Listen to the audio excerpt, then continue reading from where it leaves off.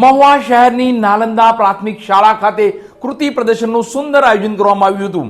તો ખાસ શ્રી ખીમનાથ મહાદેવના મહંત પૂજ્ય ભગત બાપુ ઉપસ્થિત રહી અને આશીર્વચન આપ્યા હતા. મહુવા શહેરની નાલંદા પ્રાથમિક શાળા ખાતે કૃતિ પ્રદર્શન યોજાયું હતું, જેમાં શાળાના વિદ્યાર્થીઓએ એકથી એક ચડિયાતી કૃતિઓ બનાવી પ્રદર્શિત કરી હતી.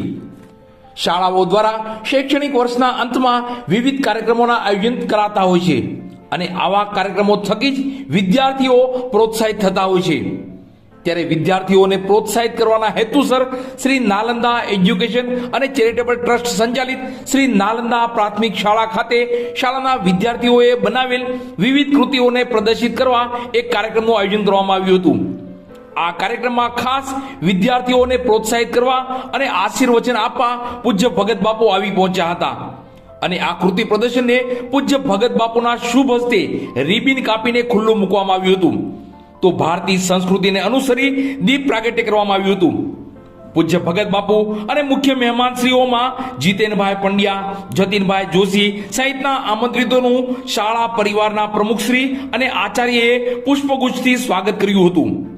શ્રી નાલંદા પ્રાથમિક શાળાના વિદ્યાર્થીઓ દ્વારા એકથી એક ચડિયાતી કૃતિ, વૈજ્ઞાનિક ઢબે તો ગ્રામ્ય વિસ્તારોને અનુકૂળ કૃતિ, 21મી સદીને અનુરૂપ કૃતિ, આવી અલગ અલગ અચંબિત કરી દેતી કૃતિઓ બનાવી હતી.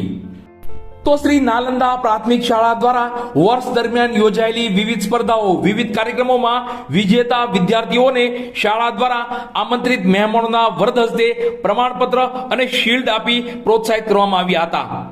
બાદ પૂજ્ય ભગત બાપુ અને મહેમાનશ્રીઓએ કૃતિ પ્રદર્શન નિહાળ્યું હતું.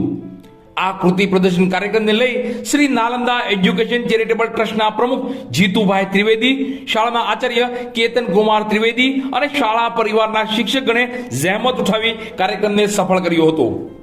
શાળા અને શિક્ષણને લઈ પૂજ્ય ભગત બાપુએ શું કહ્યું તે પણ જોઈએ.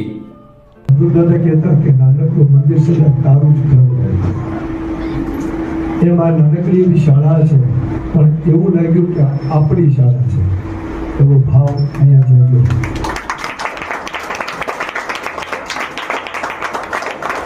જીતનભાઈ મને વાત કરી, બાપુ મધ્યવર્ગ તો આવે છે પણ એનાથી પણ નાના વર્ગના લોકો આ સ્કૂલમાં આવે છે.